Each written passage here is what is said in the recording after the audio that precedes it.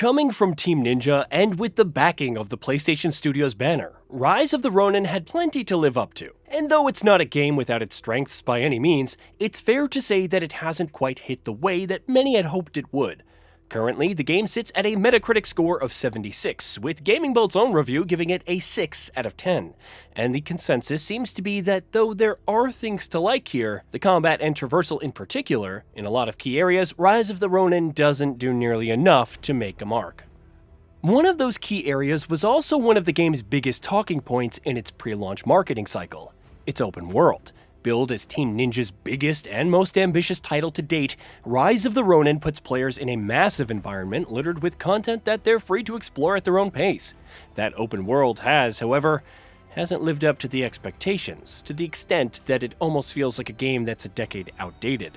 The fact that it's structured in pretty generic fashion by itself isn't necessarily a huge knock against it, but the content that the world is packed with is also almost never anything to write home about, with rote objectives and minimal narrative contextualization coming together to make for open-world activities that feel almost procedurally generated.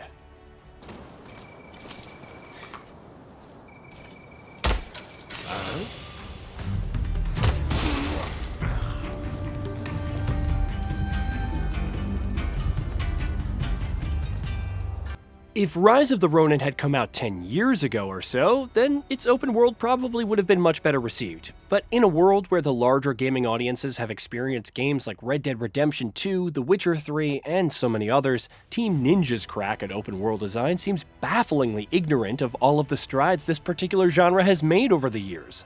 It doesn't help that on a purely technical level, the world feels as inactive and static as it does. From sparse crowds to lifeless NPC AI, even locations that should, on paper, be bustling hubs of civilization can feel dead. Of course, though Rise of the Ronin's open world is the biggest way it sets itself apart from past Team Ninja games, it's not the only one. Another prominent difference is the fact that it's been billed from the get-go as a much more narrative-driven game. From choice and consequence mechanics to a setting that is, at least on paper, an inherently fascinating one. Rise of the Ronin sets itself up as more of a story-focused game than the likes of Nioh or Wo Long. Unfortunately, this is another area where the game doesn't make good on its promise. The Red Demon and the Americans may be looking for you, but we will aid you. We're in the same boat now, after all. Well, until next time. Very rarely does the game hit you with cutscenes or cinematic moments that will pull you into the story.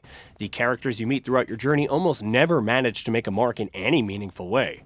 From the most insignificant conversations to the most pivotal narrative relationships, the game is frequently let down by lackluster writing and voice performances. All of these issues, to name a few, combine to make for a game that doesn't do nearly enough to make you care about its world, its conflicts, or any of its characters.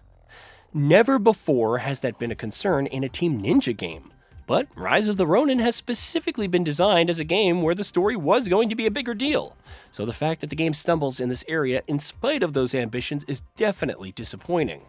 In that case, let me explain my reasons. My village is poor, so poor bandits ignore us, and it's been ravaged by disease. We sought help from those nearby, but no one will lift a finger. As is often the case with major releases in the games industry, Rise of the Ronin's own deficiencies aren't the only thing that have contributed to the reception surrounding the game in the immediate aftermath of its launch. The context surrounding its development and its release have also had their own role to play in that story. Take, for instance, the fact that this has been published as a PlayStation Studios game exclusively for PS5.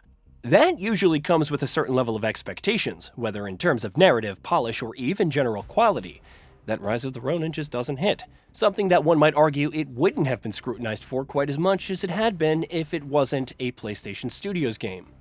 It's also coming at a time when it's abundantly clear that Sony isn't going to have any major flagship first-party games ready for release for at least the next year or so, which means the expectations on Rise of the Ronin's shoulders may have been even weightier than they would have been under ordinary circumstances.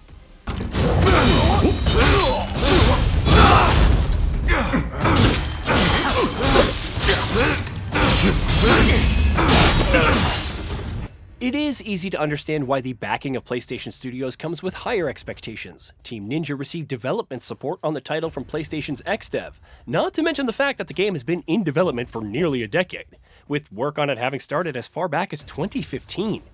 Given all that, you can't really blame people for having much higher expectations from the game than what it's ended up delivering, even if the final product does have its fair share of bright spots. Rise of the Ronin's failure to completely stick the landing is doubly frustrating because you always want to encourage new IP. We want developers to be swinging for the fences and trying new things that they've generally swayed away from in the past. A Team Ninja game that boasts an open-world structure, a greater emphasis on story, and a more approachable view on difficulty while also delivering the crunchy, visceral combat that the studio's always been known for, a game with an elevator pitch like that is something that we always want to see more of.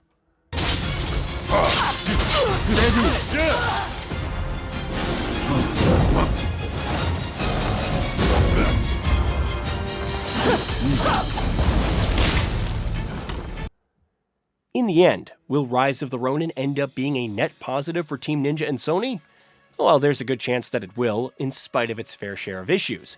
It's worth noting that Team Ninja has a history of providing prolonged, beefy post-launch support for its games, so there's every possibility that Rise of the Ronin only improves from this point forward. Meanwhile, from a purely commercial perspective, we wouldn't be surprised if the game manages to sell well. Koei Tecmo said in the lead-up to its launch that it was expecting lifetime sales of over 5 million units for Rise of the Ronin, and it may very well end up crossing that milestone, especially with good post-launch support. After all, Days Gone, despite its lukewarm critical reception, managed to sell over 7 million copies. In the here and now, however, Rise of the Ronin has definitely fallen below the level of quality that we expect to find in a new game by the studio that brought us the likes of Ninja Gaiden and Nioh. We can only hope that Team Ninja will continue to build on these foundations so it can fully realize the potential of this new approach at some point in the future. Whether that's through DLC, a full-fledged sequel, or an entirely new game that puts its own spin on Team Ninja's vision for an open-world experience.